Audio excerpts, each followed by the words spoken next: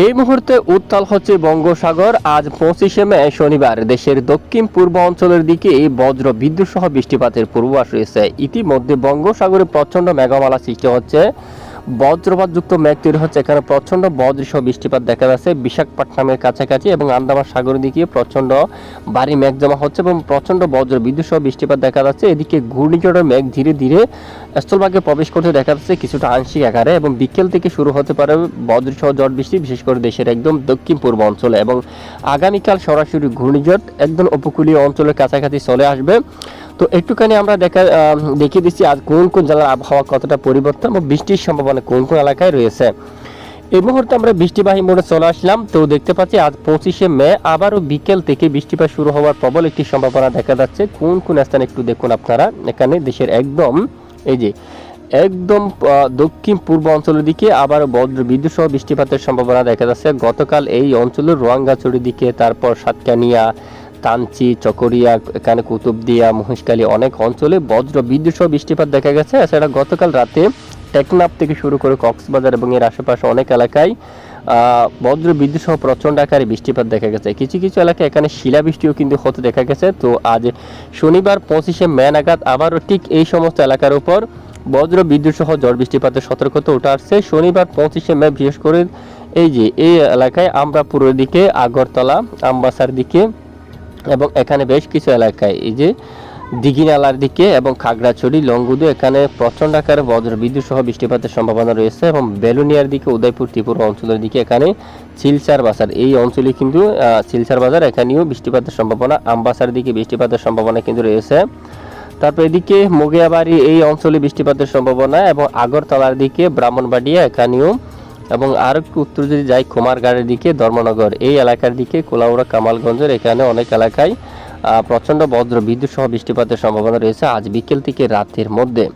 এবং আরও বৃষ্টিপাতের সম্ভাবনা, বিশেষ করে এদিকে দেখুন আপনারা, কুমিল্লা অঞ্চল দিয়ে বৃষ্টিপাত প্রবেশ করার সম্ভাবনা, এবং মুন্সিগঞ্জের দিকে বৃষ্টিপাতের সম্ভাবনা রয়েছে। হোমনা, ঢাকা বিভাগের কিছু কিছু অংশে, এবদোহার, ফরিদপুর, শিবালয় এখানে এই এলাকার দিকে বজ্র বিদ্যুৎ সহ বৃষ্টিপাতের সতর্কতা কিন্তু উঠে আসছে অলরেডি।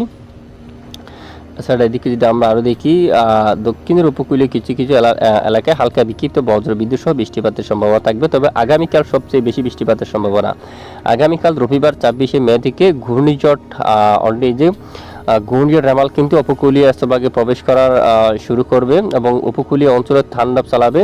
এদিকে প্রচণ্ড ঝড়ো বাতাস বইবে এবং এদিকে কলকাতা থেকে শুরু করে পশ্চিমবঙ্গের বেশ কিছু এলাকায় শুরু হবে মাঝারি থেকে ভারী বৃষ্টি। আরামবাগ রয়েছে, বর্ধমান, শান্তিপুর, কাতুয়া অঞ্চলে, সেখানে অনেক এলাকা রয়েছে, কলকাতা, হালদিবাড়ি, খড়গপুর, জলেশ্বরা, গঙ্গাসাগর এবং এদিকে বালুচরা সবটুকু এলাকায় মাঝারি থেকে ভারী বর্ষণ থাকার সম্ভাবনা রয়েছে। এবং ঘূর্ণিঝড়ের বাম পাশের এদিকেও কিন্তু ব্যাপক আকারে ঝড় বৃষ্টিপাতের সম্ভাবনা। আগামীকাল 26শে মে আরও মেঘ ছড়িয়ে যেতে পারে। এখানে কুমিল্লা থেকে শুরু করে চট্টগ্রাম বিভাগের বেশিরভাগ এলাকায় মাঝারি থেকে ব্যাপক বজ্রসহ বৃষ্টিপাতের সম্ভাবনা থাকবে।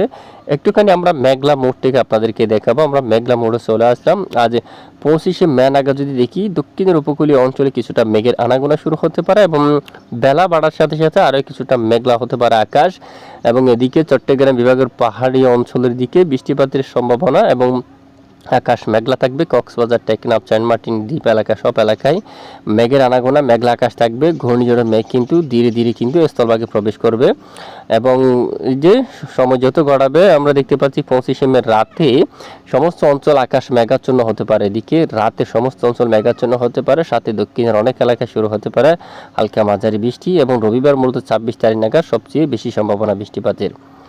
তো এ হচ্ছে মূলত বৃষ্টির সর্বশেষ আপডেট। আর সবচেয়ে বড় খবর হচ্ছে 27 তারিখ ব্যাপক ঝড় বৃষ্টির সম্ভাবনা রয়েছে। সোমবার 27শে মে থেকে বাংলার বেশিরভাগ জেলায় মেহেরপুর, রাজশাহী, কালাই, ময়মনসিংহ, ঢাকা, বরিশাল, খুলনা, কলাপাড়া, হালদিবাড়ি, গঙ্গাসাগর, দক্ষিণ 24 পরগনা, উত্তর 24 পরগনা এলাকা, পূর্ব মেদিনীপুর, পশ্চিম মেদিনীপুর, এদিকে খড়গপুর, আরামবাগ, বর্ধমান, বাঁকুড়া, দুর্গাপুর, কাতুয়া, শিউরি সব এলাকায় ব্যাপক আকারে ঝড় বৃষ্টিপাতের সম্ভাবনা কিন্তু রয়েছে 27 তারিখ নাগাদ।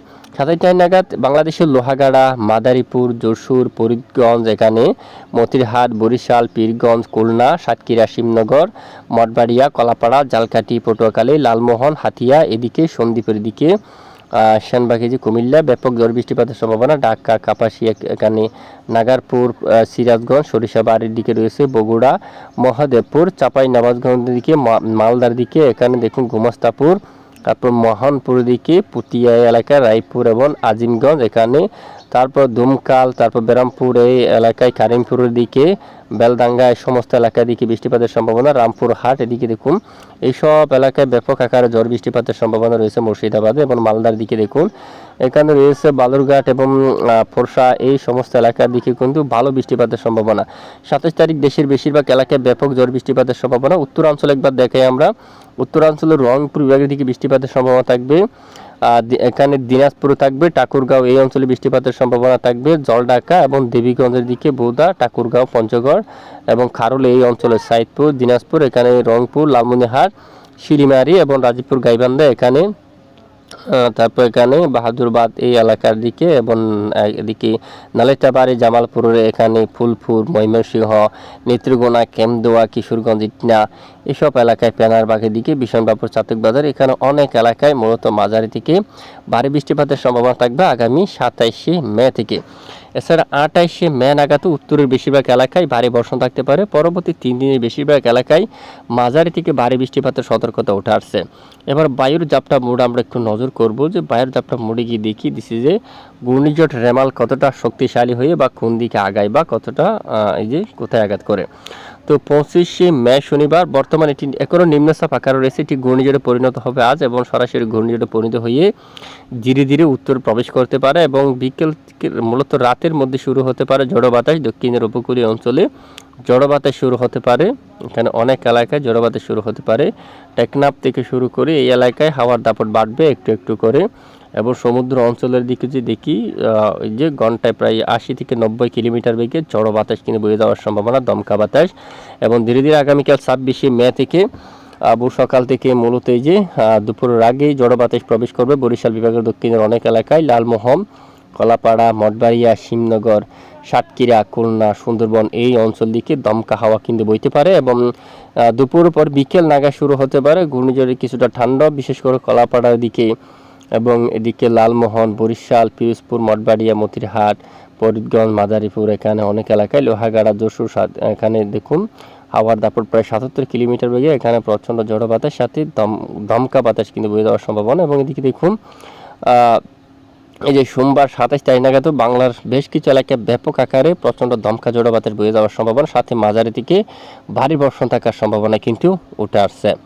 তো মূলত আগামী 3-4 দিন দেশের বেশিরভাগ এলাকায় হালকা থেকে মাঝারি, কিছু কিছু এলাকায় মাঝারি থেকে প্রবল ভারী বৃষ্টিপাতের সতর্কতা কিন্তু উঠে আসছে। অবশ্যই আপনারা পূর্ব প্রস্তুতি নিয়ে রাখবেন, সতর্কতা অবলম্বন করবেন।